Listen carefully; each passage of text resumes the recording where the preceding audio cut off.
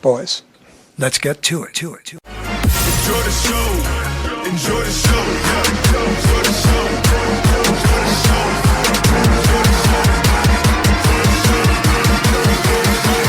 show. Lights, camera, action. What's up, everybody? Three Amigos and a Podcast, Season 2, Episode 6. We are back. How y'all doing?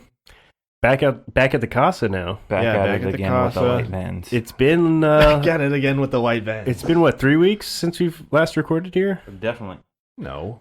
Yeah. Yeah, we recorded 2 weeks. 2 weeks. Oh, 3 weeks. 3 weeks. 3 Yeah, weeks. we recorded at my house. Recorded at your house, yeah, and then your recorded house, at and then Enrique's. And now, yeah, Back at home. back at home feels Weird. good. It's like a long road trip. Yeah. It was a fun road trip, though. It was. Last week, we went to the Padre game. Yes, we did. Wasn't really a full podcast just because, I was late. Traffic kind of hindered us, but it's okay. Got to go to the Padre game. Yeah. Gotta go Got to Padre. see that Fernando Tatis home run. Yeah. Yeah, we did. God, he makes it look so easy. It was just fun. I mean, anytime you get swept by the Giants, it kind of Puts a damper on it. feels shitty, but still, it was a fun game. All I know is it was there's good. one guy that's just dead to all three of us right now. Oh, that's a fucking and Will his, Myers and his for number sure. starts with a 4. Yeah. And We'll it- get into that, dude. Don't you freaking worry. Yeah. The worst thing is the Padres totally put a post for oh, happy 4th day for Will Myers, and it was on the 4th of July, and I'm like, it was the day before he dropped that ball in center field. I'm like, Yeah. you picked a bad time to make this post. This was so sad. But yeah, fun game. Got to meet up with Enrique, recorded his plays. Yeah, that was cool. We missed a lot, so we're going to cover a lot about what happened in the NBA last week with all that good Last news. 2 weeks, yeah. 2 weeks, yeah. Yeah, 2 weeks, so that'll be a lot of talk.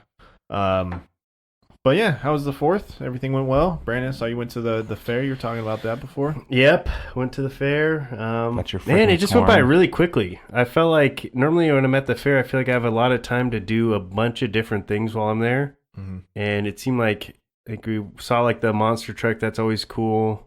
And there's the kiddies were riding around on their little Yeah, I meant to ask you about that. Were those kids or were they little people? No, little kids. One of them Okay. was Did 6. you see it?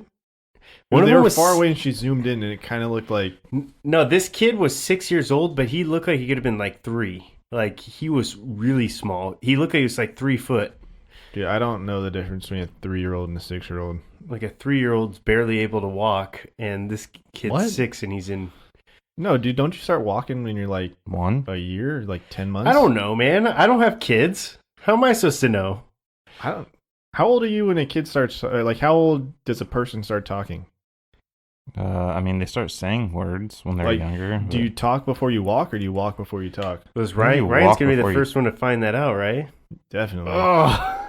See, Don't put that evil on me. that's the master plan right there. Ryan has a kid, and then we get married, and then then we all have a kid together. So then he has the babysitter kid. The So we can babysitter. leave How it many with years his- after I have a kid are you planning on having damn. children? I don't And then the know. little kids record a podcast themselves. Whoa. That's on next level. Legacy. You know what I mean? 4 years apart, so that way you have the babysitter kid. Yeah. Makes sense. Oh, that makes sense. I get what you're saying. High five. And then we can all go out. That's what I'm talking. Yeah, and we leave your shitty kid with our shitty kids. And then he's like, damn, I hate you guys. What is that, 6 years old and watching the 2-year-olds? Is that allowed?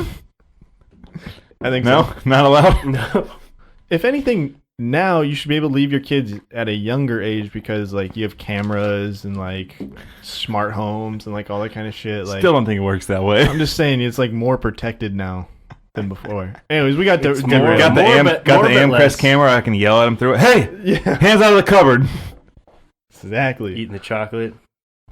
Scotch. I remember Dean used to dig into his dad's cabinet for the scotch up top. Ooh, no, it was the No, dude, my dad only started drinking scotch after I started drinking scotch. we used to go I brought into the brown into the house. I brought the brown into that. We used to go and get Bacardi Bacardi. because they would drink. That was Bacardi- probably the funniest thing I've ever seen Julie get upset about. Because me and Dean would be dipping into this. It was a Costco-sized bottle Like of a handle. Bacardi. It was a handle. And over the years, we had just we'd take some to a party, so we'd put some in a water bottle, take some to a water. And then there was 2 of them, right? There was 2 Yeah. handles. And I think you didn't fill anything up, but like I remember they only drank Bacardi when his aunt and uncle came from Canada. Yep. And so this was after we were like 21, so it was 3 years after high school. Shows how little they drink Bacardi. And Julie goes, "Where the fuck is the Bacardi?" And we were like, "Oh shit!" She brought out an empty handle and goes, And like a quarter of another one. yeah, she was like, when would we have drank this, Dean? What is this? Like, And we were you just didn't even sitting- throw it away. We were just sitting there on the couch like, "Oh shit!" It finally caught up to us. Yep. That's great. It's funny because my dad listens to this podcast, so I'm sure he's gonna give me shit for it. Oh yeah, for sure. That was our jam, dude. Like Gatorade Yeah. and vodka, or great Gatorade and Bacardi. I can't drink red Gatorade anymore because No. of Bacardi. Yep. But it mixed so well. Oh yeah, definitely. And it was so good at the time. It was Plus, refreshing. like you felt hydrated, Yeah, felt like an athlete, yeah. but you also felt very drunk. Yeah. So it's a trade-off. I remember we'd like show up to parties, be like, "Are you drinking Gatorade?" Yep. Nobody ever asked for any. Nope. It's kind of like those commercials where you have like the snack pack, where it's like, I want to put my good snack inside of like a crappy Yeah. snack bag. It was a good move. Smart move. Smart move. But yeah, so that wrapped up your 4th of July, B? Or Yeah, just the that- fair? You guys watch any fireworks, anything? No, we always bounce before the fireworks. Beat traffic. Traffic's insane usually getting out of there. I mean, there's other places for fireworks besides the fair, and Yeah, Gene carry loves out the day. fireworks, man. I do. I'm not into fireworks. I don't really give a shit about them, but I mean, have you seen a firework? yeah, I have. I've seen. I used to check out the KGB Sky Show from my house before it's somehow blocked off now. But Yeah, I don't know. so I was back with the Padres. Used to play there. I love fireworks. Like, I think they're incredible. They're amazing. Just like how a human created these things, incredible. But 4th of July is Sarah's mom's birthday, so we usually don't do like a whole lot, or like, it's more focused towards the birthday rather than, the celebration of America, which is, what we're all here about. No, I'm just kidding. Yeah, But yeah, so we went to La Jolla Shores and we were like sitting up on the cliffs, played some Scrabble and stuff like that. And then we went to Tofu House for dinner. ooh, You never been to Tofu House? oh, you're missing out, Oh, dude. dude, that meat party's the best. Is it it's the the- meat party, or is it the fisherman special? Or they have a few of them. They have a don't chef special. Chef special. That's Yeah. the good one. That's my favorite. It's Tofu that, House? It's You not know the actually hot stone? tofu though. like the hot stone dish. I forget what it's called. And then you could put they have eggs at the table and you can crack them into the hot stone and it cooks the egg. Oh, dude, it and is. it's got rice and a bunch of It's honestly like one of my favorite things. what, like one what of else my they favorite throw in places. there? Chop suey, right? It's like, yeah, it's rice, like some vegetables. They throw in skirt steak, freaking beef loin, like So it's all not this kind of soup. stuff. No, it's not soup. It's a rice dish. But they put an egg in it? You can put eggs you in can it. put the eggs in it. They have like a The eggs is basket of- amazing. I don't like the fried egg and everything. No, it's not fried egg. You I don't like egg and everything. you crack it and then you mix it up Is and it it for, kind of like, the fried rice? scrambled it kind of. Yeah, it's like you can kind of make your own fried rice Okay, that's essentially. fine. Yeah. That's But it's like a hot stone plate and the plate's hot as shit. Hot as shit. You can't eat it for like the first 10 minutes. Yeah, and most 'cause, of the first- food is so fir- hot and you're just stirring it up. Yeah, it's Yeah. they have a soup one too that you can have there too. Yeah, but soup's on I've the never side. I've never felt like venturing out that far. Soup's stupid. The soup's good. I hate soup. Yeah, I'm not a big soup guy unless I'm sick. I'm a big soup. What's your favorite soup? Just like chicken noodle. I don't like soup. I'm tomato soup all day. Tomato Yeah. soup's my favorite. I made tomato soup like a week ago. I love tomato soup. Shaylee gets mad at me because I don't like soup. Yeah, if you put some sriracha and chicken noodle, that's kind of what I go Dude, with. you put sriracha on anything, you'll eat it. Pretty much, yeah. Yeah. It's no. No. But anyway, no. You can't just put sriracha on something that makes it good. No. It does. Mm. On your soup, it does. I was gonna make a joke, but I'll save it for later because Yeah. this is a recorded podcast. Anyways, so then we went to dinner and stuff, and we went back to her uncle's house, and I was kind of disappointed. Fireworks started going off. She was like, "What's wrong?" I was like, "I want to see fireworks. I love fireworks." So we drove down, and we actually parked on the side of Marina where they're doing all that construction for the trolley and stuff. You just pull over on the side right there, and it was a clear shot right at SeaWorld. Nice. It was amazing. That's awesome. Yeah. But Glad you got to see some fireworks. yeah, I was really excited about that. It was nice. It was a really nice show. people were launching off like Rogue Ones, you know? And they were real close to us, and Sarah kept getting scared, and she was like, "Whoa, whoa, look at that one!" It was funny. Apparently, she's biting off my style. She's a huge fireworks fan too. The other day we were just watching fireworks on YouTube. No, that's a new level of lame. That's a new level. Fireworks on YouTube? We just wanted to see cool fireworks. God. And YouTube's a weird place, man. You give me shit over some weird shit, but They had me watching this piano thing one time. Hey, that's the coolest thing in the world. Wait, what? Yeah, what not about the a piano? coolest thing in the That world, thing's- but it was really cool. It was pretty The cool. coolest piano video. Yeah, it was really cool. It was just like I would have never personally watched it. It was awesome. Yeah. It was very cool. YouTube's a Just weird place, not man. something that I would put on my television. Like maybe something I'd put on my phone. You know what I mean? Like, hey, watch this video. I think you gave me crap for watching some of those Hans Zimmer videos, and you were like, "That's fucking weird. That's weird." That's definitely No. weird. I don't. No, think he's a I- good entertainer, though. I don't think I've seen the Hans Zimmer. Yeah, look up Hans Zimmer. I will, but I don't think I was the one calling you weird for it. I could have swore on the All Bad podcast you were just giving me so much crap for it. I think I called you weird because your preferred driving music is jazz. Yeah, it's That's laid weird. back. Like you and Shaylee go on a long road trip. What are you guys listening to? I'm not listening on a road trip though. Like I'm listening to it on my way home from work because I'm like, all right, I'm done with work. I just want to chill now. Country, then on the way to the gym, some like rock and roll or, old school rap. That pretty much covers it. But like if me and Shaylee in the car, we'll listen to like some alternative music. Some pop. Got some Pop. Ed Sheeran in there. There's some Ed Sheeran, there's definitely some Jonas Brothers, but there's some like Fall Out my Boy God. and things like that. Oh, dude, big Fall Out Boy guy. I love Fall Out Boy. Yeah, Lost me. I'm not down. big Sum 41 fan too. I like Sum I 41 a do lot. like Blink Sum 182 is 41. my favorite band. If I could listen to one band like on repeat, it would be Blink 182. Been getting really into Casey and JoJo lately. Love that. Some R&B. All my life. Yep. Pray for someone. Okay. like- Enough. Anyways, Ryan, how was your 4th of July? I worked. It was great. You worked? Yeah. That's Dude, good. we actually were so freaking slow. I mean, I didn't care. We were getting paid double time to be there. Yeah. But we started playing rubber band golf in the storm. Damn. It was so Nice. bad. They were like 2 hours went by. We didn't have a single person walk in the door. What do you mean rubber band golf? Basically, you pick a target, you attach two rubber bands together, and you shoot them at the target. And you try to get there as many, whoever gets there in the least amount of shots wins. Yeah. Yeah, it's pretty fun.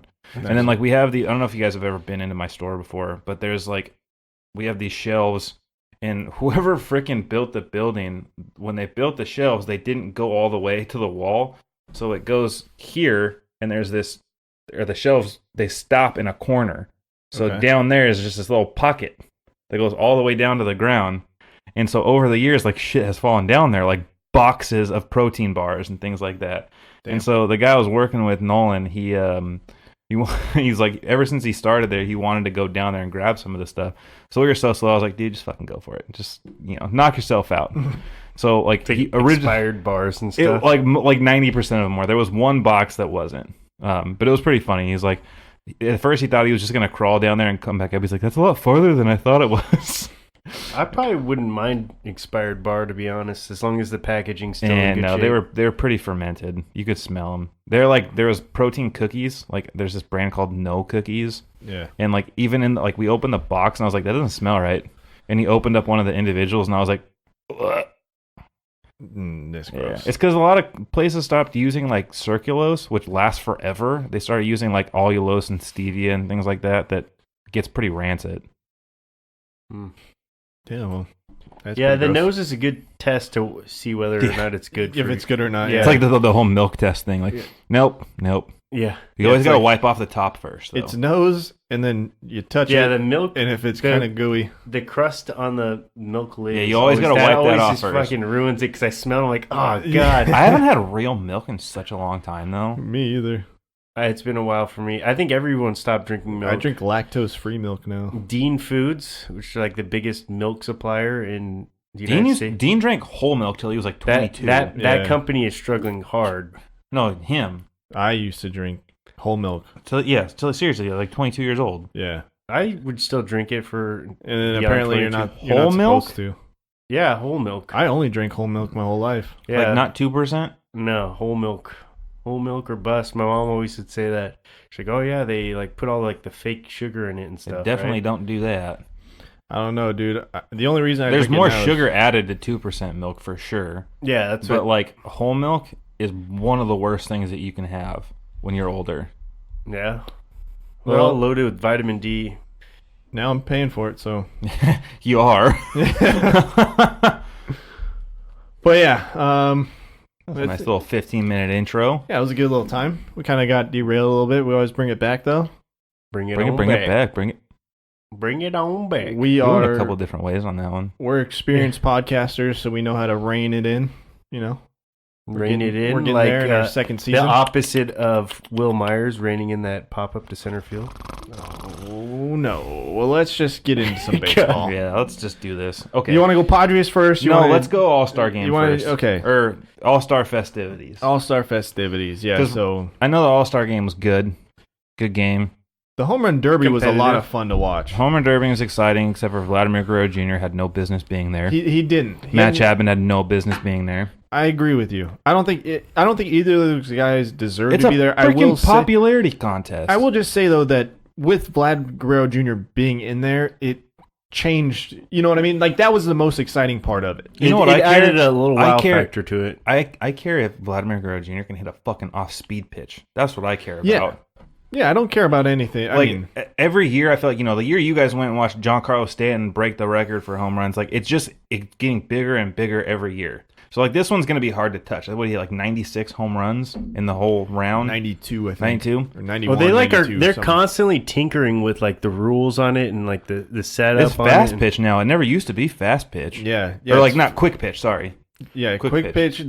So the rule is it's supposed to wait till it hits the ground, but they have like an umpire behind telling them stop, go, stop. Yeah, and the ball's like usually hits like its apex, and then they go. Yeah. So instead of it touching the ground, it's like at its high point. They're like, okay, you can pitch again. Yeah. So, Because I think too on a home run, it's when it crosses once it's out. yeah, I think I'm not 100% sure. I don't But it was know. exciting to watch. I mean, two rookies out there swinging away. Like it's good for the youth of baseball. Well, Keeps like it just exciting. that Jock Pederson and Vlad Guerrero Jr. Battle was incredible Yeah. to see. Obviously they're just jacking them, The but second round, that was fucking crazy. Hey, honestly, I gained a lot of respect for Jock Pederson. Like I was not a huge fan of his. Yeah, he's a slugger, man. I don't Jock know. Peterson. It's But Peter. it's with a Pete. D. Yeah, but it's Peterson, not Peterson. Well, there's It's confusing. I know. there's the No, Pederson. what is it? I read that as charade. Yeah. But anyways, for Jock, like I wasn't a huge fan of his obviously because he's a Dodger. But I think his second home run derby too. I Yeah. think he had his Yeah. rookie year. He was I think there. the last time too he was in Which- it, he hit a shit ton of home he runs. did, and it might be good because he tailed off Yeah. for a long Yeah. time after that. Hey, But just like the fact that everyone Canadian. hey, the fact that like he saw Vlad go out there and like tie the record again with like fucking what was it 29 home runs or whatever it is, like or 39, I don't know, or 29. I told you, Yeah, it's it's like the 29 format changes so the record breaks like every Yeah. year. But it was just like the fact that he was like, you know what, everyone's saying that this guy just blew me out of the water, and he goes and ties it. Yeah. You know what, like he's not gonna back down. It wasn't like, fuck, well, I can't hit that many. Yeah. I thought that was cool. No, it was cool. I mean, the home run derby's fun to watch for a little bit. I mean, Yeah. and then you're just kind of like, all right, I like me personally. Uh. I like the old format where you had 10 outs. I did too.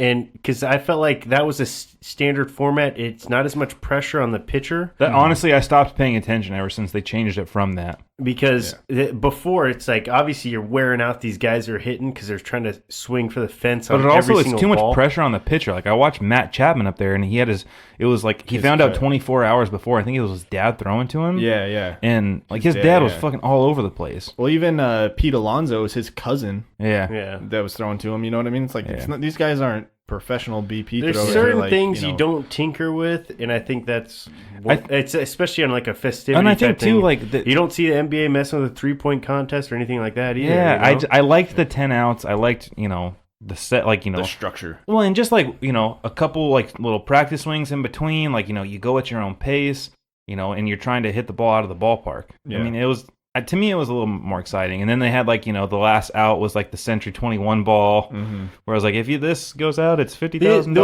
other donated. The new one's pretty exciting because it's a lot going on all It's at once. it's more exciting for like the fair weather fan. Yeah. But for like people that enjoy baseball and seeing Yeah. like the actual metrics of baseball, the old way is more fun. Oh, wow, watch a freaking bunt competition. Dude, that'd be intense. They were talking about how they were like, who needs the skills competition when you got these two bombing away? And it's like, I Hit want a to see fucking a skills. curveball. I want to see a Hit a skills curveball. competition. Please, for the love of God. I want to see a skills competition. I would. Don't get me wrong. Vladimir Guerrero is like, he's an amazing hitter. He will for sure be a DH eventually because the dude can't play third base to save his life. But to me, it's like the home run derby is not adequate, like as far as like the new skills are, because everybody's hitting home runs. Everybody's hitting home runs. So like, we were saying having 10 outs, like, all right, we got to do this within 10 outs, meaning like every little mistake that you make is counted against you. Now it's like they're going rapid fire on the pitches, and so you're just trying to dial the swing down. To me, it's more of like, how many strikes can this pitcher throw? Because I'm going to have the same fucking swing every time. Yeah.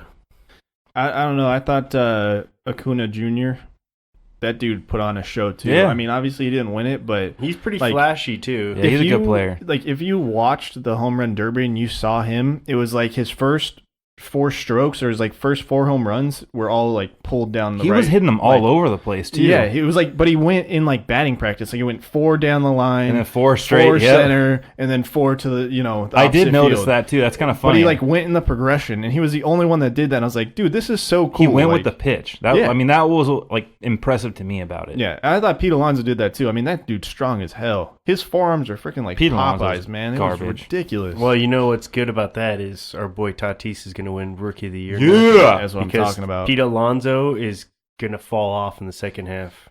Happens Hope to so, everybody man. goes to the home run derby. That's like the one plus side of like the disrespect to the Padres. It's like, Yeah, that was the thing that was terrible. Was like, dude, we got 2 guys on our team. well, and like Renfroe wouldn't even have to change his swing for the home run derby. So I was telling you guys this. You asked if you were watching it. I literally did not want to watch it because I didn't feel like the best home run. He called me. Yeah, The I best called home him run during hitters were that, not yeah. in the home run derby. Then that's. I just don't feel like I'm like I You're want to right. watch the home run derby to see the best of the best hit home runs. Christian But then- Yelich yeah. backed out, and I know he's pretty high up there. And I understand if a guy backs out, but to not offer. the next guy. The up. thing Yeah. is, though, is a lot of players are opting to not do the home run derby. It's starting now. to be like the Pro Bowl of the NFL. I where it's kind- like I don't want to get hurt. I Why kind am of gonna think, and risk it? I love, the All-Star game, the festivities. I honestly think that the sport needs to move these festivities to the end of the year, because then players will be more willing to go out there, do the home run derby, play in the All-Star game, and then you get a better track record. How many players have we seen that have an amazing first half of the season, are All-Stars, and then suck ass the rest of the year? But I mean, Will Myers. But like half of Yeah. it is they're in the All-Star game because they had an amazing first half. You know what I mean? So you're gonna see I some kind still- of fall off from it. I still like the overall. All-Star game halfway through the year. I feel like it's It's very, just a good especially break. baseball is very traditional. Man. But I mean, yeah, it's like you said, very good break. I'm looking at like Eric Hosmer's like on a beach with his fiance or wife or whatever he is right now. Fernando Tatis was back in the Dominican Republic. Paddock is like golfing with It's his family and stuff. 162 It's like, games, so I mean, I it's get a it. good I, break I in the like year. the break too. I just wish the players were rewarded. Obviously, like we have the Silver Slugger awards, we have the Gold Glove awards, but we don't have like an All Pro team like you do in the NFL or like an All NBA team. Yeah. That would be cool if they started incorporating that. But I think they kind of have that with like the Silver Slugger and Gold Glove. I feel like that's kind of like their equivalent. To an Yeah, that's how extent. they- I mean, that's how but they it's do it. the batting one is just directed towards batting. The fielding is just directed towards fielding. And we watched last year, Freddie Galvis Jr. was fucking shafted. Yeah, you remember? Yeah. Yeah. So I mean, like, is he a Freddie Galvis Jr.? No, just Freddie Galvis. Freddie Galvis. I was saying There's Fernando been a- Tatis. There's been a lot of juniors. Yeah. But it's like, I just wish that these players were rewarded for their overall talents. Like, in this All-Star game, we had no Manny Machado, we had no Bryce Harper. Yet say what you want, they're off to rough starts this year. They're still 2 of the best players. Machado's been like one of the hottest players in baseball Yeah. the last month or so. Yeah. Though. So I would it's say, like the last 2 months. Yeah, so his numbers are still pretty decent. I think he's batting like 270 with It's like close 20 to home 270, runs. but he's got 20 home runs, which is Yeah. on pace for more home runs than he's And ever his hit. glove, I guarantee you, is outside of Arenado, I think he'd probably be the second best. And that's glove. like, even I mean, still, they're dude, inches like- away from each other. Yeah. I mean, that's the only thing. Is like that's why the All-Star game's kind of like it's a popularity contest, and personally, I wouldn't. I mean, obviously, we're kind of either biased get 'cause rid of the 'cause fan votes. That's what I'm. Get thinking. rid of the fan votes or have it at the end of the year is where I'm at personally. Yeah. Well, it's like, especially we're a little more biased because our fan base is much smaller, so we're not going to get the love that the Yankees, Red Sox, the Dodgers, Giants, all the big Yeah, but, like market David Cubs. Dahl was in the fucking All-Star game, and they're talking about how like, oh, the Rockies are have so many stars on their team. It's like, Yeah, excuse me. Yeah, it was like all these all-stars for the Rockies, and they were just kept talking And- about it. They're and like, they're we right have- there. They're and the- right there for the playoffs. And the Obviously, no Padres one's are above them in the standings right now. And we have had, 3 players that have over 20 home runs, and none of those players lead our team in RBIs. And also, we had one All-Star, which I don't know if we want to segue into the All-Star game, but Yeah. he didn't even play at all. Exactly. Which drove me nuts because Same He's here. the best I'm fucking like, closer. I'm like, obviously, you know you're going to lose this game. Like you're down. You're down going into it. Throw him in the bottom of the 8th. At least throw him in the bottom of the 8th with like, one out. Like, he just needs to get one Something. out, face one batter. It's his first All-Star game ever, and he didn't get doesn't- to play. He didn't get to play. I was really disappointed. I was glad I didn't watch I was it the for same. that I was reason. I the didn't same watch way. it I was just either. like, dude, how are you even not going to throw him in? He's just the to, best closer in baseball this year. He's He's on got pace. Like he's setting 30 a pace saves right now, right? Yeah. Trevor Hoffman had like 57 a year. He's beyond. He has Yeah. He's beyond. Yeah. Yeah, he's currently right now franchise record for The saves All-Star break. before All-Star Yeah. break. I mean, it's just so disappointing when you think about, what the effort that all these players put into, whether you're in fucking Tampa Bay or Baltimore or San Diego or Los Angeles. I mean, or the Angels, sorry, Los Angeles Angels of Anaheim. Like these smaller market teams just don't get any respect from fans. And I get it. Majority of fans are on the East Coast. Who's going to stay up till freaking 10 o'clock to start watching a Padre game?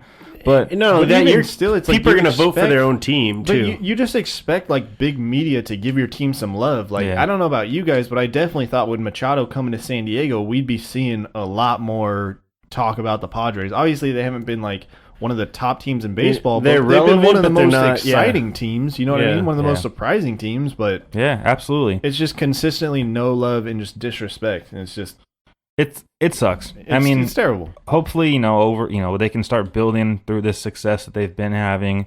I mean, I can't remember. I mean, it was 2006, 2007. No, but we're at 500 at the trade deadline or at the 2010 All-Star was the break. last time we were above 500. 2010. So 9 years. Yeah. It's been 9 years. Yeah. So I'm a happy Padre fan.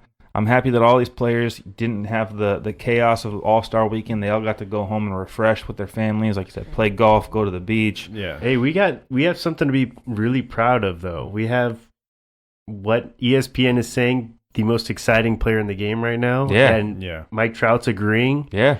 Fernando Tatis Jr., he is the Electrifying. real deal. Electrifying. Like if I had to sum it up in one word, he's electrifying. But before we get on before we get on talks about Tatis, because I just want to throw this one part in there about the All-Star game, that because I know you guys didn't watch it, was they had players on the field like being mic'd up, and I thought that was super cool to watch. They've been doing that for years. But it was like usually they have like a center fielder or something like that. Like There's but like a they shortstop or a... Yeah. I saw Bellinger and Bellinger, Yelich. they had Francisco Lindor one time. Which Bellinger and Yelich are like... Bellinger was playing first base? It's a two-horse race. No, he was playing right field. Okay. Yeah, he hasn't played first base all year. I'm just making sure. But like it was just cool to see, and then like they had Francisco Lindor mic'd up playing shortstop, and like they'd talk to him, then halfway through he'd be like, "Hey, I'm playing over here." They're like, "Take 2 steps that way," or like, "Hey, if you can cut," kind of thing. Yeah, like, that's just totally directing it out there, and it was like that was a cool aspect to see, And it was That's like nice. it was like, okay, I see the catcher setting up, away, so I'm gonna move to my left a little bit. It was just like a different aspect of the game. That's awesome, But yeah. Going into this year, I was hoping Tatis would eventually be a Francisco Lindor, but I think he's going to be better than him. yeah, but that was the thing. I think that like, mine and Brandon, like I've learned this over the years about Brandon. Brandon sets his expectations so freaking low. Well, Lindor's a freaking No, stud. he is. He though. is. Yeah. But like, I looked at Tatis the minute we got him from the White Sox, and I was like, that dude is 6 foot. I think at the time he was like 6'2". He's still tall, yeah. Yeah, but he's a tall 6'3" short- now, and like just a freak athlete. So I'm sitting there, I'm like, dang, Yeah. we got like. I mean, I've never seen a shortstop with this kind of athletic ability. And that's the thing, like when you were saying that he was so electric, is like when you watch him out there and like seeing how he sees the field, you know what I mean? Compared to Lindor's like a phenomenal Lindor. shortstop. No, what I'm saying, Yeah. like how Tatis sees Yeah. the field compared to how Lindor sees the field type of thing. Like, because Lindor's obviously like a top tier shortstop. And now I got this guy that's more athletic and more exciting. It's like just leads to your point of like him just being such an electric player. He's just, you know, he's like, surpassed expectations, and I was scared when he came up because I had so much hype, like not hype, but hope. Yeah. When he was coming up, because he's literally the symbol of the Padres' We've future. been down. Like, I mean, we've missed on a lot of our top. And that's what I'm prospects. saying. And I'm like, if he ends up failing us as a top prospect, it would have been We crushing. did not draft him. and We did that's- not pick him up in the international pool. The White Sox ate a contract of ours and gave him to us. Which makes it's like eating free food. That was my And favorite this part tastes about so the much Padre better. game we went to. The guy sitting next to with a White Sox hat on. I was like, "You think he's just here to watch Fernando Tatis?" Yeah. God. But I feel bad for the White Sox fans because they. That's upsetting. Obviously. I mean, it happens in every sport. But like you can't. But we've been on the other end too several times. Oh yeah. I mean, we So- traded away Jason Trey Bay Turner, for Jason Bay. for Brian Giles. And I we mean, gave up Oliver Perez. We gave up both of those guys who's for the starting Brian. pitcher for the Indians? Corey Kluber. Corey We gave him Kluber. up for Ryan Ludwig for 1 year that flopped, and Ryan gave freaking up Ludwig. David Freese for the corpse of Jim Edmonds. And the corpse of Jim honestly, you Edmonds. could go Oh you my could go down the God. line. There's just I remember that too because like the couple years prior to that, they were like, "Oh, we're gonna trade for Ken Griffey Jr." I was like, "Now?" yeah. Like, Well, we They were gonna kept going trade. through We were gonna that. trade Phil Nevin for Ken Griffey Jr. I remember that. but that's when he played for the Reds, and like they were basically the. Okay, I mean this with like the utmost respect because I love Ken Griffey Jr. Of course. But they were basically the same player at that time. Yeah, I Like- agree. like- Even though I would have preferred that. Yeah, Ken no, Griffey I mean Jr. absolute 100%. Obviously, we love Griffey. We got a Yeah. poster of him in the room, but But like at that Yeah. time in his career, him and Phil Nevin were like basically hitting useless home runs. they're hitting and, like 40-something home runs every year. and having 45 RBIs. I mean, That's kind of our team's motto. but yeah, right now, we've currently, definitely been but on the losing side of this for a long time, and it's It's good to have it go our way for once. definitely. yeah, And I mean, Fernando Tatis just brings a different element to this team that I did not think was possible. I mean, I thought Manny Machado was going to bring it. same here. And I know I don't know about you guys. Well, kind of know about you guys, but we were all somewhat skeptical when they said that starting day or opening day they were going to start Tatis. I thought that was the smartest thing they could have done. I was. I thought they were going to wait him out until he gained that extra year of control, but I was in the same boat as you. I earned respect from me, and I think all the fans as well. That ownership is actually serious about winning. And Yeah. I think too, And it was, I don't think any of us have had that feeling for a long time know, with the Padres. I know I've had this conversation. I don't know if we ever brought it up on the podcast, but Eric Hosmer and Manny Machado, they went out to dinner with the general manager and the owner of the Padres, and they Yeah. said, "Hey, this dude needs to be on the opening day roster." Yeah. And I think those are the kind of reasons that people question why Eric Hosmer is getting paid the most out of any first baseman in baseball, and it's not based off of his ability to play the game better than a Cody Bellinger. He's a leader. or a Josh Bell, but it's the leadership, and Yeah. those are the kind of qualities that you expect from a player that's making that much money, and you can't develop those. Those are something that it's with you when Yeah. you're born.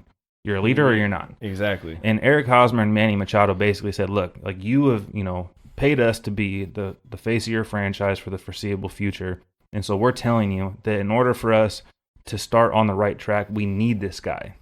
He needs to be on the opening day roster, and we need to start building this now." And in sense, it has turned Fernando Tatis into the face of our franchise. Yeah, Over Machado, a $300 million player. Mm-hmm. That's the most impressive part about it. Yeah, and I mean, I love Manny Machado. I mean, I think that we have the most exciting left side of the infield in all of baseball. I mean, you can make the argument. I don't know of a better duo. I mean, with the way that they're playing right now, Left side, I mean, they won Yeah. player. Both of them won Player of the Month in all of baseball. I think last month. Yeah. which is impressive to have two guys on the same side of the infield Yeah. win that award in premium positions where it's tough. So Yeah. it's definitely good, but for the bad, we have this massive gaping hole in center field right now because the Padres keep trying to put Will Myers out there. So what do you guys think is a bigger hole for us, mid relief or center field?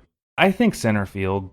I think middle relief, but I think the Or catcher? are you talking about ability to fill the position? No. What do you think is more which is more important to fill first? Like if you're trying to win this year, I think relief has to get fixed more importantly than center field. Absolutely. But Do you think it's beneficial to try to win this year though? no, and That's if you're that's a thinking follow-up. long term, then you're probably center field would probably be a Because better it's thing. easier to add like relief pitchers in the off season. You know, players, hit free agency, you can pay them a little bit more, and luckily the Padres are in a position to be able to pay a decent amount of money to some mid relief pitchers. But the other side of that is relievers are at the lowest buy in the off season.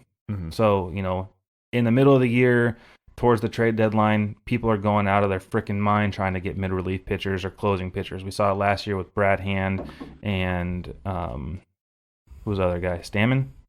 We got Adam Simber, or we gave up Simber. Adam Simber, yeah, yeah. sorry, Stammen. Yeah. So with Simber and Brad Hand, they gave up their top prospect for that. So, buying at the trade deadline for a Leaf is always going to be a lot more expensive than it is in the offseason. So I also think with how many young pitchers we have, there's still a pretty, good understanding that some of those starting pitchers are going to end up in the bullpen, via, Strom or Quantrill, pitchers like that. So I'm not as concerned long term. The pitching's going to fill itself down the road. Absolutely. But right now, there's just nobody that's ready to step into that position. And if you're looking long term, center field is kind of like, well, we thought Margot was going to be the guy, but then you're looking beyond. You're like, okay, maybe Buddy Reed, a couple other prospects. I love Buddy Reed. But none of them are like... They're not ready. None of them are ready. None of them are like really highly regarded prospects either. So you're looking at either trading for a center fielder or picking one up in free agency, which I don't know if there's any top-notch center fielders out there. Because that's kind of a position guys usually... It's a premium position. It's the outfield position. The quarterback of the... Yeah, it's literally like finding a shortstop, which is of the outfield, yeah. And we've had a hard time filling the shortstop position until this year. Like, it's been a hole for us for years. We've always had to have the stopgap shortstop for almost 10 years It's now. mind-blowing to me, though, that, like, as an organization, we picked, obviously, we paid Will Myers a lot of money. We want to see him succeed. But he's struggled on our team, I would say, more than anybody else, offensively and defensively. And instead of, we went through like the couple week process of him getting benched, and then he's right back in center field. And you just don't see the leadership qualities that a center fielder is supposed to have in Will Myers. And it's unfortunate, but he's not made for that position. he's not. And we keep trying it. It's like, and it sucks too, because it's kind of like one of the things where he's in a position where you have to be backed by the organization to kind of get yourself going. You know what I mean? And like he's at such a point where it's like, listen, we're kind of done with you. He's kind of done with us. I don't know. That's just kind of the sense that I get. I definitely feel that way. I feel too. 100% that way. So it's just like, yeah, for me, it's just more or less like, if we want to get what we want out of them, then they're gonna have to start kind of, really putting them out there. But at the same time, that could tank us. So Yeah. it's like, which way do we decide to go with the season? Are we going to try to continue on and develop people, or like, do we want to try to give them a chance? We might start tanking a little bit. Jesse Agler said it on Sunday. We've never seen Will Myers look this lost on both the defensive end and at the plate. I just think And, he like, doesn't he is have a literally- place. And I feel bad for the guy because the Padres, as an organization, mismanaged Will Myers since day one. Yes, He but he's started- getting paid, so Yeah. it's hard to feel too bad. Absolutely. For him. So, I mean, he had his one good half a season with us, but he's never shown, he's always been a streaky player. Yeah, He's never shown consistency. He's never shown the ability to overcome adversity. And like you said, he looks lost. And, they're in a situation now where I don't think that anybody thought they would be in this situation, but Renfroe and Myers are the most valuable players in that outfield. Reyes, yeah. Renfro and Reyes. Oh, Renfro and Reyes. I'm sorry. Renfro and Reyes They're are the most studs, they're the man. most They're valuable Bash players brothers. now. Yeah, they really are. Yeah. You can't, you can't get rid of those guys. Between the two of them, halfway through the year, they're over 50 home runs. Yeah, and it's like you can't afford to not play them because they give you the best chance of winning. Absolutely. I And mean, that's the hard part of it. It's like, do you want to commit to trying to fix Myers, but then you're going to derail your vision? You know what I mean? Like you have to change the whole. You're you have to hoping change your Myers course for him. You're hoping Myers gives you the production that those two are giving you, and if they're already giving it to you, what are you doing? You're really just trying to get your trade value out of him, essentially. And is I don't know how many years left he has on his deal. I think he has like 3 or 4 more years on his deal. But is that like extra $60 million? well, he's getting paid more next year too. So No, I know that, but I'm saying he's probably got like $60 million left on his contract or something like that. I think so. Yeah, I think he gets paid like 21. Yeah, he's like 20 something for the next like 3 or 4 years, and so I'm sure somebody's willing to eat some of that contract. Is ownership willing to eat some of that contract? And if so, that's going to hamstring us if we want to have that cap flexibility going forward on future free agents or making trades to pick up bigger contracts. And there's a lot of things that you got to factor in there. Yeah. It's tough being a GM. I feel definitely. for AJ Preller. That's Well, and at the time, I mean, we didn't have anybody else, Well, you didn't have anybody else. You had to put the money somewhere. and he was coming off a year where he was an all-star, and he looked hot. He Yeah. had 28 home runs, 28 stolen bases. I don't blame the organization for paying the player. I just Well, and it's hard to. I feel like it's hard to sit him now because now you have. You know what I mean? You I have was all for the signing when we did it. Yeah, no, I think everybody was, and if somebody says that they weren't like okay with the signing, I mean, they clearly don't pay attention to the Padres. Well, that and they're lying because and they're it's like hindsight's 2020. They're Yeah. like, that was stupid. And you're Yeah. like, really? Now that you look at it, yeah, everyone will say that. yeah, but back then it was like Well, he there was was no- literally the one piece, and there- we gave up a lot to get him. there too. was no Yeah. Fernando Tatis Jr., there was no Eric Hosmer, there was no Manny Machado. I mean, now we're looking at there a was no team. Renfro. There was no Reyes. There Yeah. was no, We you had know just what I mean? given Like, up on Matt Kemp. We had just Yeah. given up on Yeah. Upton, both the Uptons, on Yeah. fucking James Shields. Chuck Norris. No, I'm just kidding. Not Chuck Norris, but what's Yeah, I mean, forget Oh, his name. Derek Norris. Derek I Norris. forgot Derek about him. Norris, yeah. Derek Norris, Will Middlebrooks. Middlebrooks, yeah. I mean, They went all in, and he was the only one that kind of like. Stayed. yeah. He was the Andy of the office, the only one that survived the merger. You Yeah. know what I mean? Like everyone else got fucking killed Yeah. off. Well, and he also was at the time was getting paid league minimum because he's on that rookie contract. yeah. That's why he gave up so much to get him. Yeah. It's tough. I mean, I just feel like they need to cut their losses wherever they can with this player and move on. Whether that means they have to eat part of his contract, I just don't think that they're going to succeed with him on the roster. I don't.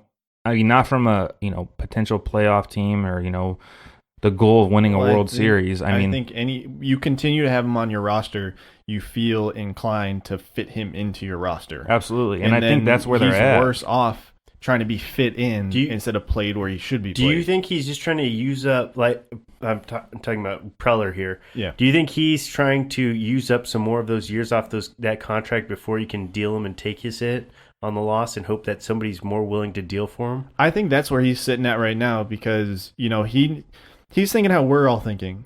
Yeah, you guys are doing amazing this season. If you can make a playoff push, do it. But don't give up too much. Don't do too many crazy things. Just keep doing what you're doing. That's why And these then- trade rumors that are like sparking up now are yeah. just absolutely like atrocious. So that's to just me. how I feel like Preller's thinking of it that way. Like, I can eat this year. I can put him out there. He can do whatever he wants to do. Doesn't have to play good. Doesn't have to play bad. Just plays whatever. But in the back of his head, I think he's like, I can eat up another couple years on this before I get rid of him. Yeah. Well, and the other thing too is like most of our players on our roster aren't expecting a contract for the next couple of years, so they have the ability to eat, Yeah. that contract with him on the roster for at least the next 2 years. It would be nice to just be done with him because he's kind of just that thing that's hanging on the back of your head. You're like, damn, I got to take care of this, but I mean, I can't really do anything about it right now, and right now, I will say this, our offense is looking as good as I thought it was going to look going into this year. Earlier in the year, it was definitely struggling. And I think offensively, we're heading in the right direction. I think that the team now is exactly where I want them to be. Yeah. Because pitching is struggling, which was what we thought was going to happen, yeah. It was expected. And they were overachieving earlier in the year. Absolutely. We got we all Lamet said back, that. and that's huge. Yeah. Lamette, I mean, I know he struggled in his last start a little bit, but I mean, I am a huge fan. That dude has one of the nastiest sliders I've ever seen. He's a power pitcher. I just hope we got to manage his workload. And I think he'll be fine. And he's coming in half the year now, That's what so I mean. he's got. So it's a perfect time to manage a workload his second half. Yep. But You know what I mean? Paddock can get shut down soon. Yep. Yeah. And I mean, I think a As lot he of should. it. Yeah, I think August is probably going to be his last. You're going to see him Yeah. done for the year around the end of August. I would agree. And I mean, it's going to be interesting to see how the Padres handle it. I mean, I'm not sure exactly when the trade deadline is. I think it's the end of the month. End of the month. Yeah. So I hope they don't make any drastic moves. Yeah, there's maybe been deal for a decent reliever, or if you do have a freaking phenomenal trade on the horizon, somebody's coming to you with this deal, and you're like, this is too good for me. I to would just pass say it up. don't give up any of our starters So- right now. So I know we got a lot to talk about with basketball, and we're talking about the trade deadline, but what is our list of Padres untouchables?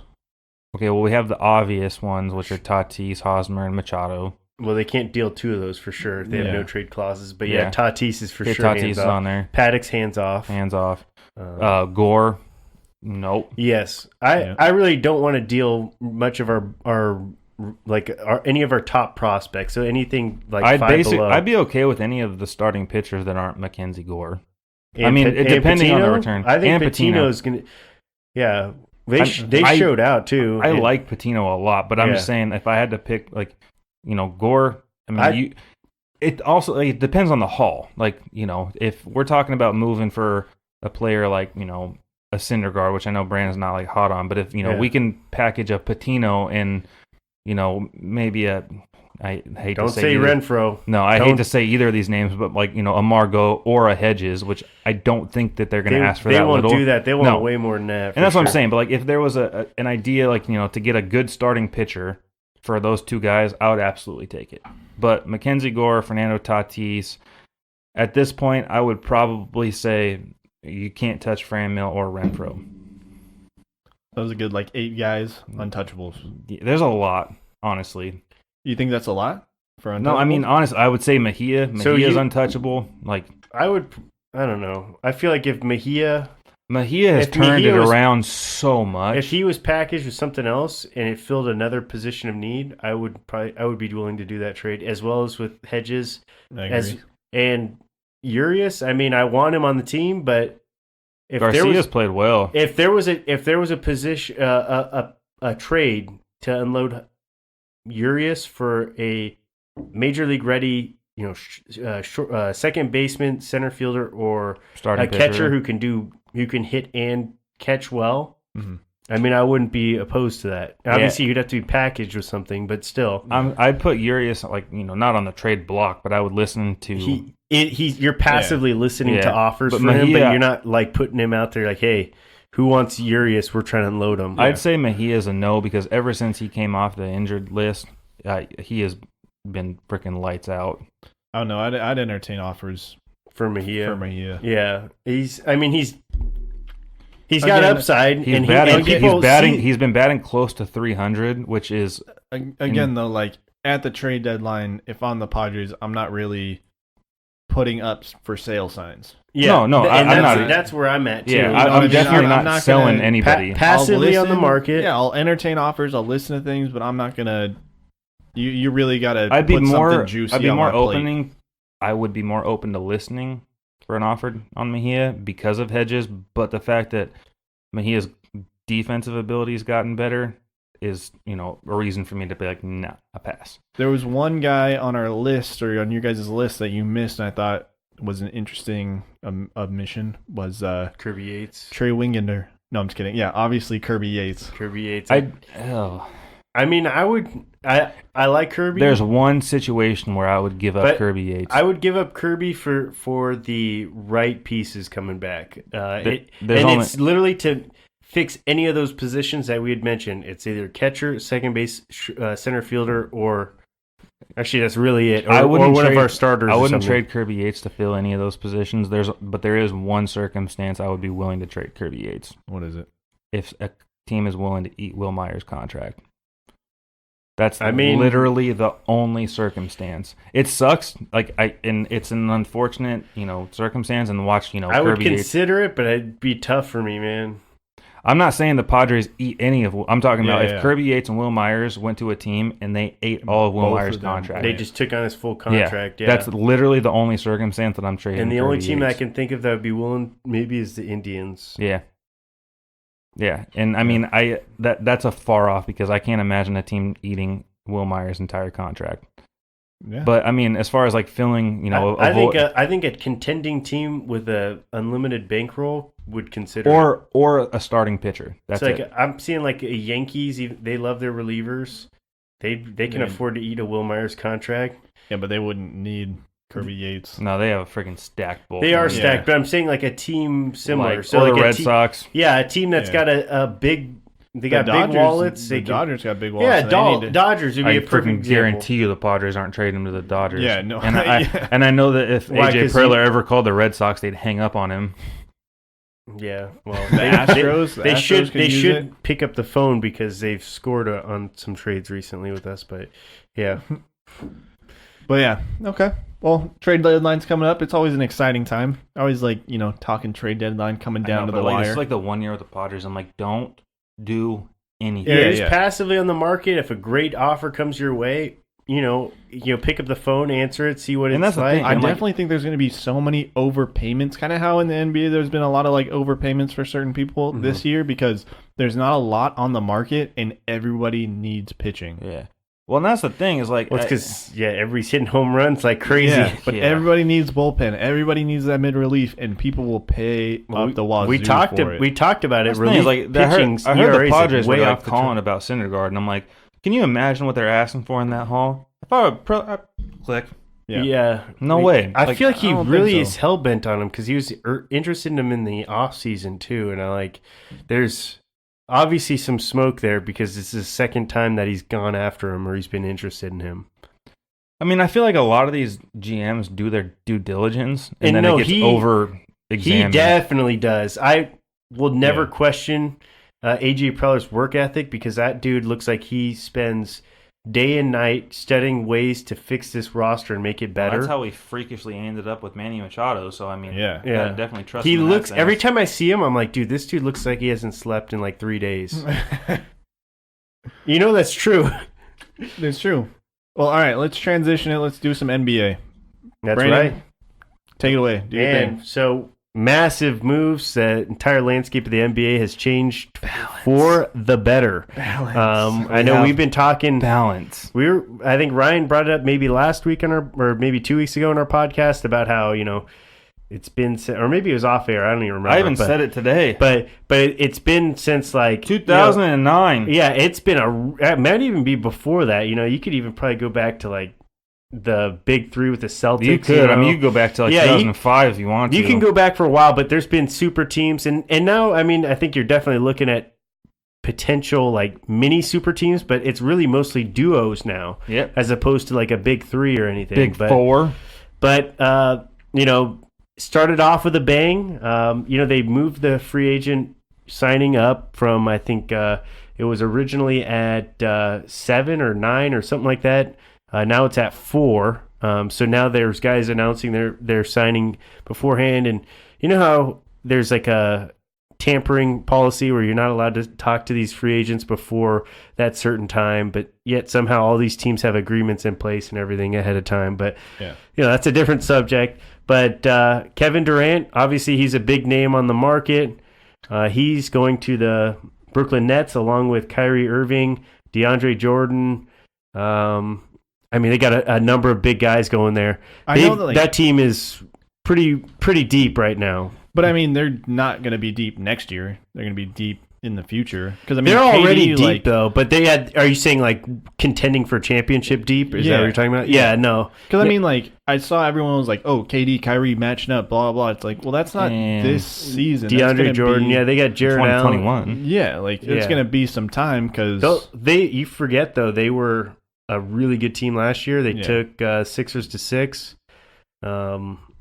They have Jared Allen. They have Spencer Dinwiddie. They have a few. They're a really deep roster. They're going to be.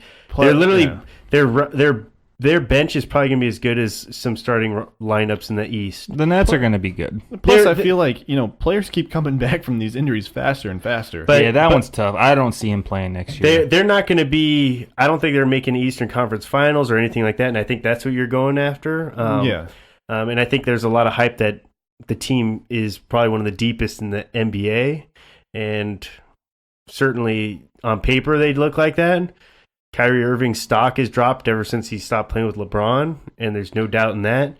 It took a huge hit with the Celtics, and honestly, I think the Celtics, to me, I mean, they improved by subtraction. Yeah, Dude, how did Kyrie not get more shit for leaving Boston? Like he literally said at the beginning of the year he was resigning. Like, I'm staying here, and everyone went crazy. And then he's like, "Fuck you guys, I'm out." Well, honestly, Boston's a hard town to please, and I don't think he had any issues leaving, and I don't think they gave a crap whether or not he was going. No, I agree. I'm just saying, like, I think that's an empty promise right there. I think the fans they want him gone. Yeah. And I think it's like you said, addition by subtraction. I listen to Brian Scalabrine every morning, and he's like a diehard Celtics guy, and he's like, yeah, we're going to be better. We have Kemba Walker now. Kemba Walker facilitates the ball just as good. I mean, and the dude keeps his mouth shut, plays the game, and he does it the right way. He's going to fit in very well with Jason Tatum and Jaylen Brown, and they're still deep. I mean, the Celtics have a good...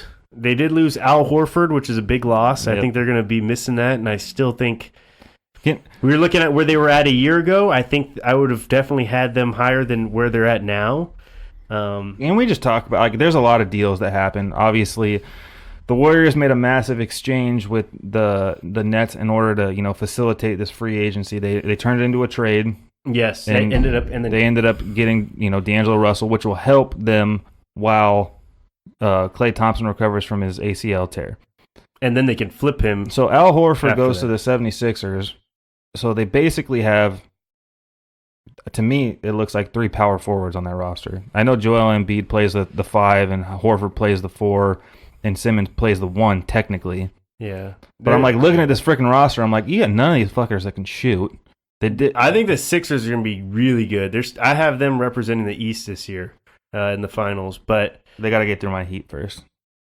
They'll get through the Heat. They gotta get through the Heat first. But Jimmy Butler you had brought up KD. That ended up actually being a trade. And I don't know if you guys saw the report today that he's got some bad blood with the Warriors right now. They are not. Really? He is not happy with the way that they managed his.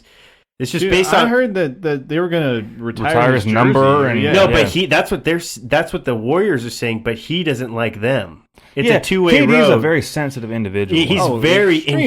He basically told them that he was not okay with them trading him for D'Angelo Russell straight up, that they need to attach picks to or else it's disrespectful. So that's why they added the picks. Yeah. Wow. I mean, in all reality, like this, you're not saying shit like that unless you really hate the franchise you just were playing for. This kind of drives me nuts, though. So I'm looking at this, and I understand that come on. The Warriors are probably going to end up flipping him eventually down the road, but they basically just didn't want to get out of this like with nothing to show for it. Yeah. So I'm just looking at the Al Horford deal, and I'm looking at the D'Angelo Russell deal, and I'm like, are we back in like 2011 where the 76ers drafted like 4 centers back to back? Like, why are all these? It's the same thing you said last year with the Lakers. It's like you're not surrounding LeBron with shooters; you're surrounding him with facilitators. Yeah. And I look at the way that the league has adapted into this 3-point shooting phenomenon, and I'm like, how the hell are these 3 power forwards going to bring you a championship? Horford could shoot it, man. He can shoot. And he can switch, which very few power forwards in the league can do. He's a great player. He's just up there in age, and I don't think he's worth the contract he's getting, but the early returns will be good on that deal. To me, it's like you have 3 guys that are expected to be under the rim, so how are they going to get the opportunity to shoot the ball? Well, I get what you're saying. Yeah, no, it's like depth at one position, but we're getting to the point where we're almost positionless, and both these guys can shoot over most guys. And so if they're both agile enough to switch, which the league is all about switching now, I think they'll be fine. I think they're gonna be freaking really good. I do think the Warriors took a massive hit with this, though. I mean, they lost Iguodala, Cook. Quinn Cook. Quinn Cook. Yeah, he's Quinn Cook. on the Lakers now, isn't he?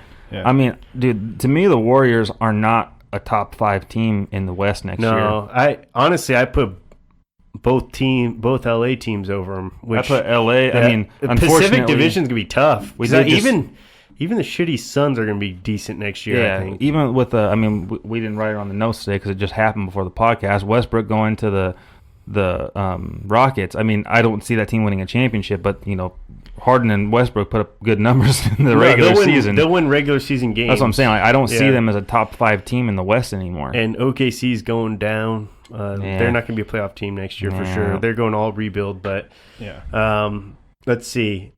Just to finish up the Sixers, and then we'll go to Butler.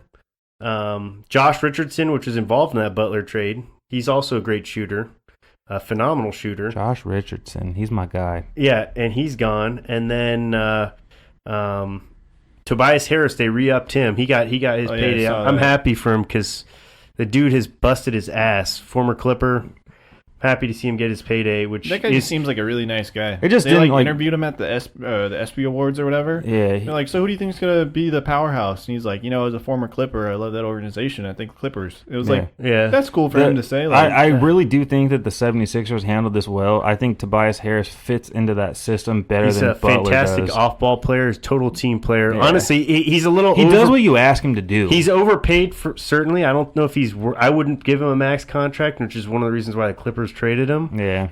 But if you already have his bird rights, you can go beyond the salary cap, and they already did, and they were already in a position to contend when they picked him up. So, good move for the Sixers there. But then you mentioned Butler, which is Ryan's team, the Heat. This was a massive trade. It was four-team trade. Can I just say that I mean, ever since LeBron James left, and then Chris Bosh went down with the blood clots, and then Dwayne Wade left, and they've been looking for something for a long time, and they really put all their eggs in one basket with Dragic and Whiteside. Yeah. Unfortunately, the Dragic thing fell through, so he's still on the roster. But Whiteside was he showed massive upside. He's kind of a cancer in the locker room, from what I've heard. Like I was gonna say, he's a pain in the ass. Yeah. He just there's no work. He's that kind of center is a dying breed. Mm-hmm. He can rebound with the best of them, but they might be empty stats. That's what a lot of people say. Yeah. And so, I mean, he basically just bigger than everybody's out there, so the ball falls in his hands first. And it's a bloated contract. He's making over $20 million a year. So the fact that they were able to dish that contract and add Jimmy Butler is dude, Pat Riley's a freaking genius. No, for sure. That was a very complex trade, and it took a lot longer than I think. Well, they had announced it, and then they were like, ooh, wait a minute. Are we going to have to retract this for a second? It's going to happen, but we don't really know what teams are involved anymore. The only way it was going to happen, because Butler wanted all his money, and it was a sign-in trade with the Sixers, which dealt him to the Heat, and then the Heat had, because they're way beyond the cap right now, the Heat are paying deep into the luxury tax. They had to trade with the Portland Trailblazers, and the Portland Trailblazers there was money that had to be facilitated. So the way that the trades work is if you're beyond the salary cap, which 95% of the teams in the league are, that you have to match the dollar amount. The dollar amount has to match in some regards. Mm-hmm. And so they had to unload Mo Harkless's contract, and then they gave up Myers Leonard as well. And Portland took a massive hit in that deal. Yeah, they must really like Whiteside. They lost Enes Kanter, which I don't know if you guys heard that whole deal. Yeah, I heard that. That whole Enes Kanter, he played for him last year in the playoffs, and they lost Yusuf Nurkic right before the playoffs, and he actually played really well with them, actually took him to the Western Conference Finals. And then they basically were like, hey, we're going to offer you this deal. You have to make this decision within the next 2 hours, or else we're going to offer your contract to somebody else. And I don't know if you know about Enes Kanter. He's literally got a bounty on his head in Turkey. So his family lives over there. He's not allowed to go back over there. And so basically he's like, well, I have to talk to my family about this move before this actual trade goes down, or before I sign with you guys. And so he turned down the deal, and now he signed with the Celtics. But Damn. yeah, it's a little drama there. But yeah, 4-team trade with Butler.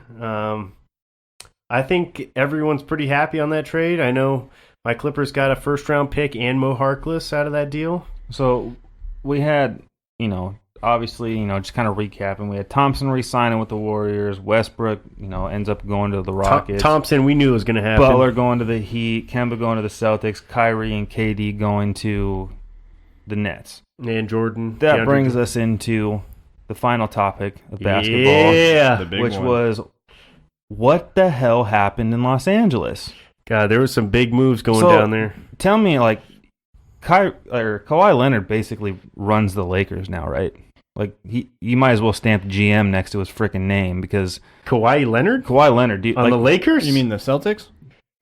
the Clippers? I'm sorry. Yeah. Oh, yeah. Sorry, not the Celtics. Why did I say the Celtics? Kawhi Leonard basically runs the Clippers now. Dude, oh my God. Like, this was unbelievable. I I told Dean before we started this, I said, as Dean being a Laker fan who doesn't really watch basketball anymore, obviously you kind of wanted to see the Lakers get back into this dominant stage, but as a sports fan, if he re-signed with the Raptors, I felt like you will probably never see Kawhi Leonard in a championship for the next few years, based off of what else had already he'd happened. probably still be fine over in the East. It still would have been balanced. The one team it would have been imbalanced was for sure with the Lakers. Yeah, exactly. So basically, if you would have signed anywhere, outside of the Lakers, you would have seen balance in the NBA, which we haven't had in over a decade.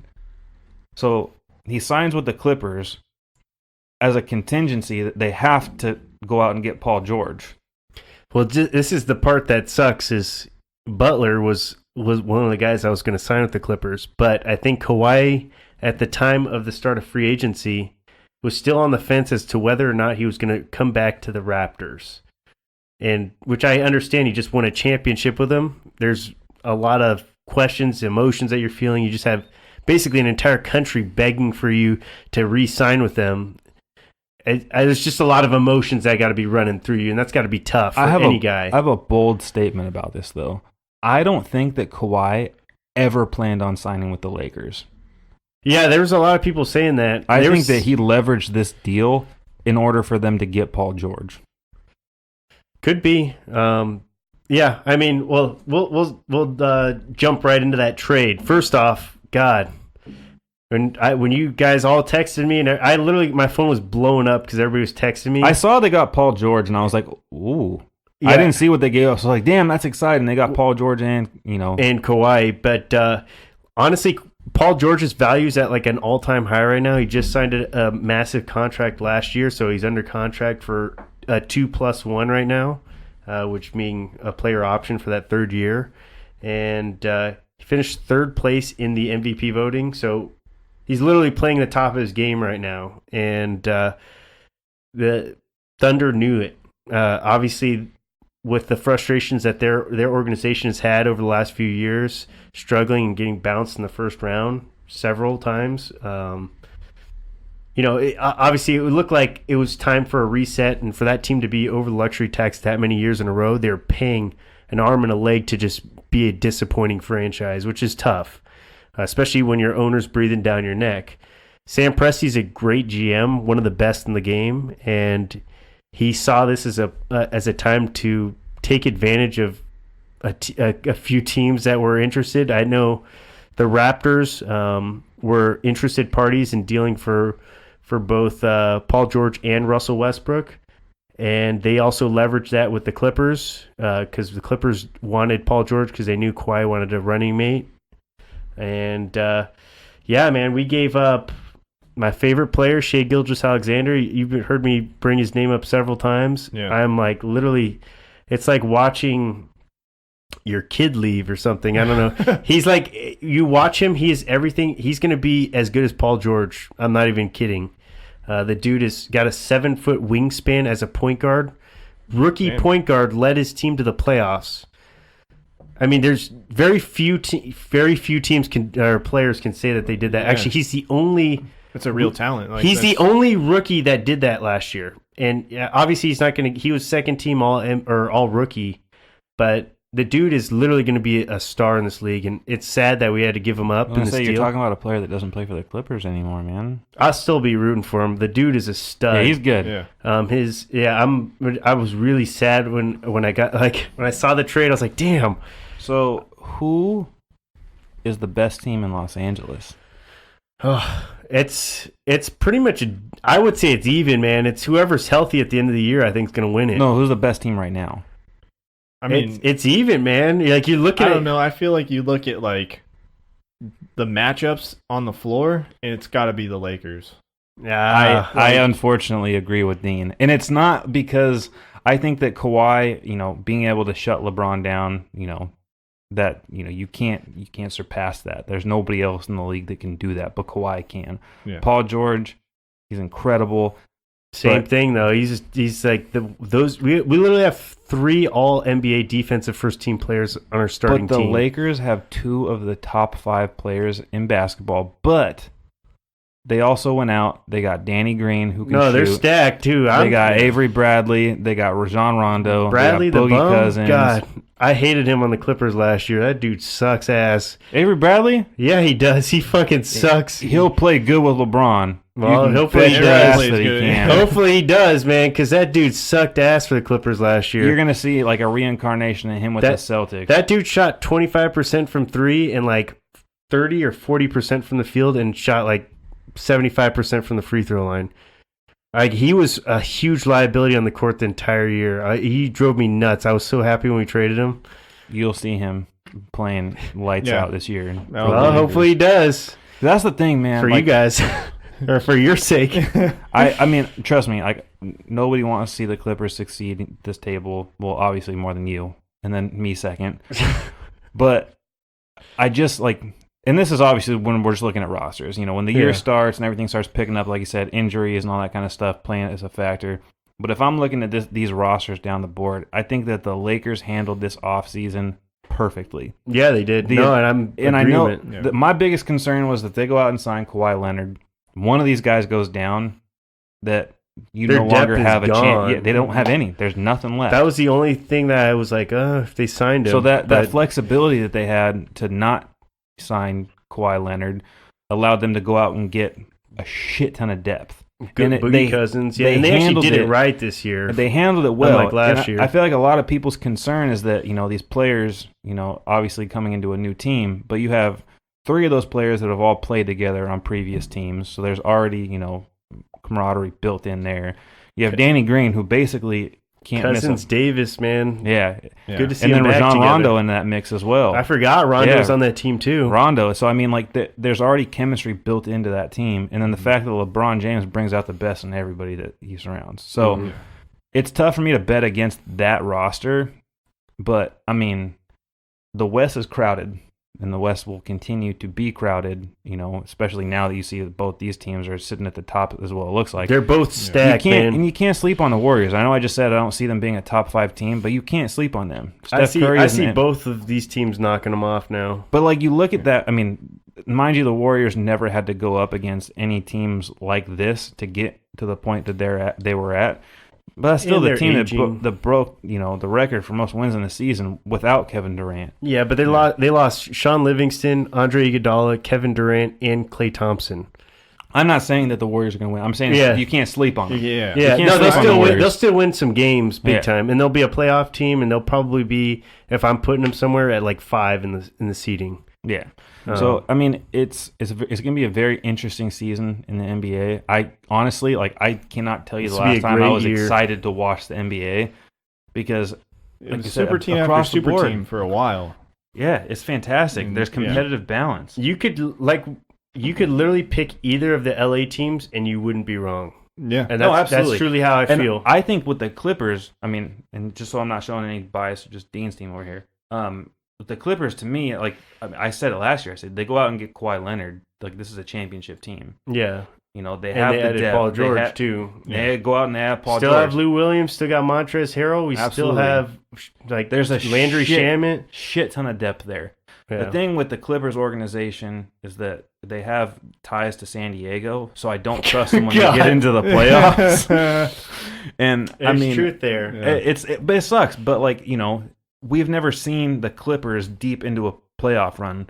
It's a different roster. No, I know team, that. Different owner. But it's we all see different. we see that Yeah. all the time, though. Like whether it's the NFL, the NBA, we see these rosters and we fall in love with the players that are on the team, and we forget that it's such a deeper meaning that goes into these teams. It's the organization as a whole, how they handle injuries, how they handle players, the coaching staff.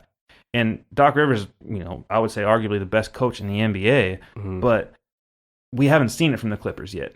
We've seen it from LeBron. Yeah. We have seen it from Kawhi.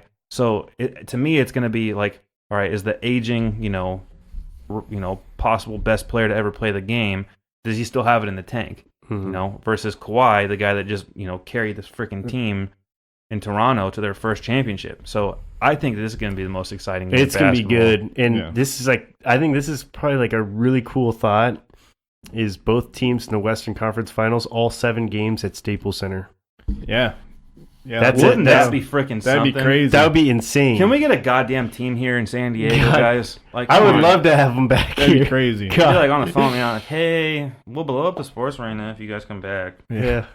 Well, did we miss Please, anybody in NBA? Please come back. I think that was everything, yeah? Yeah, we kind of touched on Westbrook for Chris Paul and some future picks. That's obviously that's a decent-sized move. It would have been big any other offseason, but this offseason was massive. I thought that the deal that the Lakers gave up for Anthony Davis was high until I saw Paul George. God, yeah, God, don't even bring it up. It was a deal that we had to make. Both of these teams are so screwed. If Yeah. anything happens to their superstars, and in 8 years from now, they're both going to be irrelevant.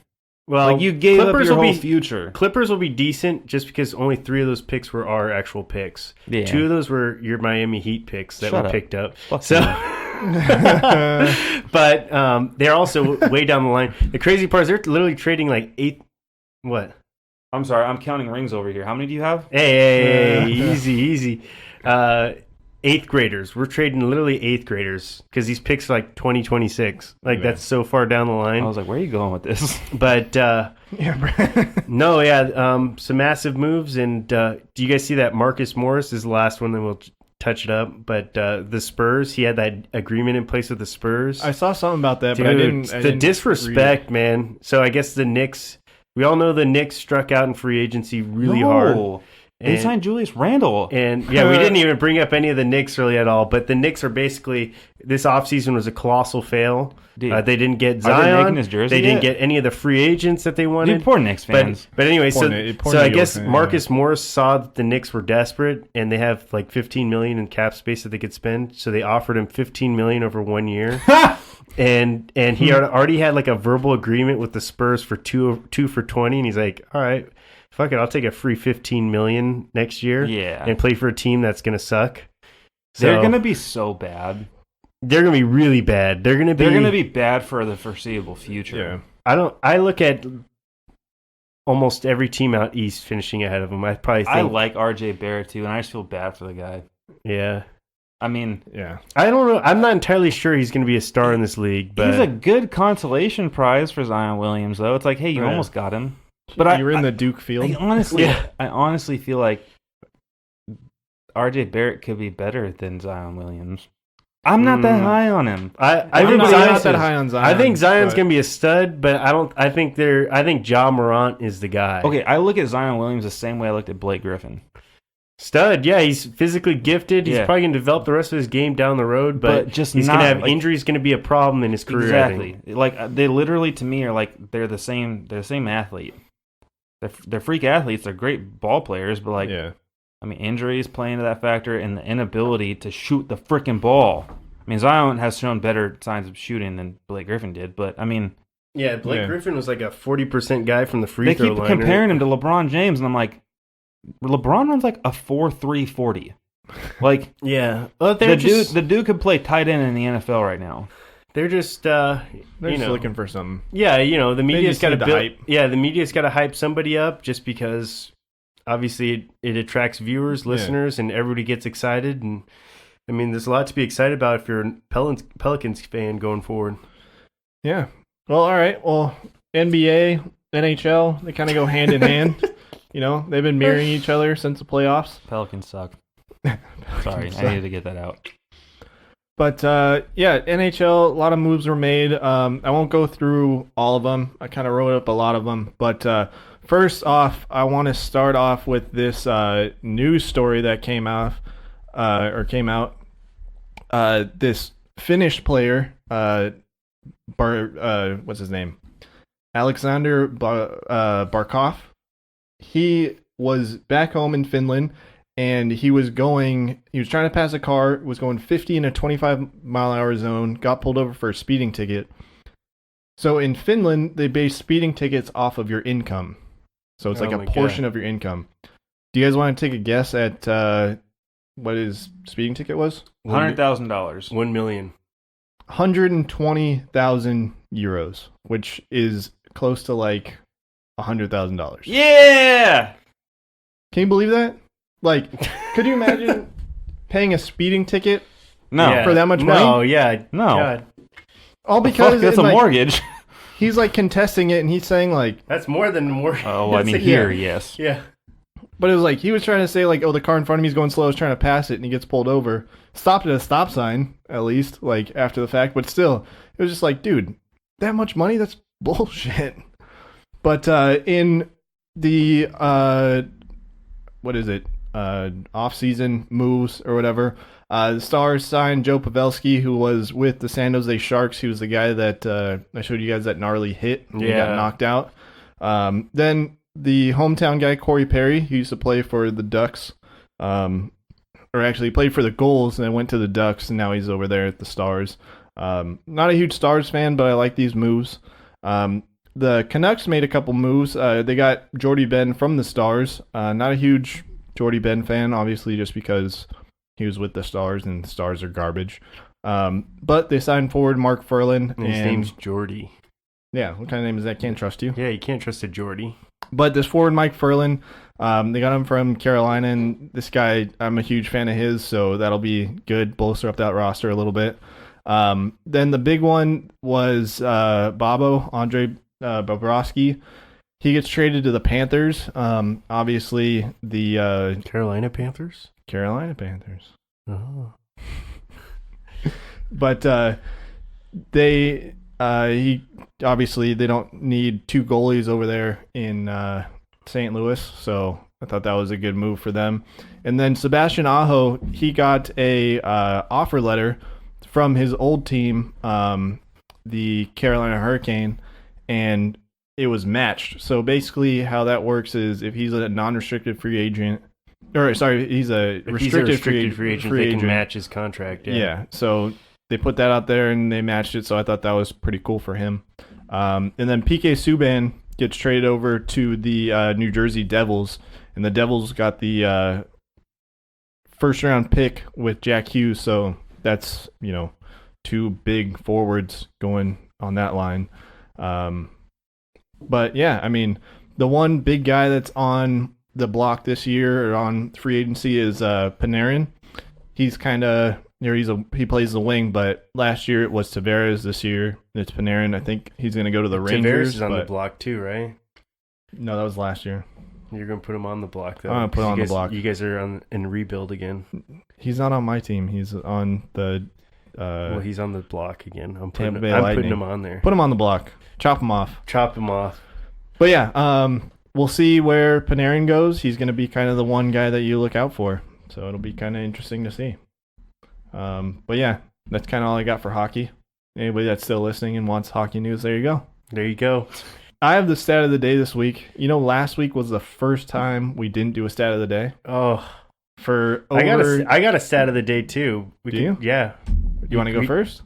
I mean, it's probably not as good as yours, but yours is probably better than mine. So I'll go first. You go second then. Or no, you go. You just go. Stat of the day, dabba-doo-ba-doo, stat of the day, dad of the day.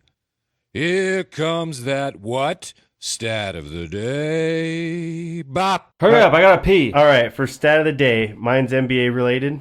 Okay. So just so you guys have an understanding of, obviously value of dollars, and once it gets to this massive size. Here we go with the economics portion of the fucking podcast. A company like Billabong is about $1 billion in revenue. Didn't you do a signing for them? Yeah, I'm I just kidding. did. I'm No, fine but with they're you. about $1 billion in revenue. So the first night of NBA free agency, the contracts that were signed was $3 billion. So literally, they could have bought 3 Jesus. billabongs in one night. The owners that were paying for those free agents that were out there. Jesus Christ, dude, that's a shit ton of money. Yeah, hell yeah, $3 billion in one day. And that's like not including like Kawhi Leonard or any of these other guys that signed after the first day. That's just like, you know, Kevin Durant, Butler, all these other guys that signed. Jesus, it's a lot of money.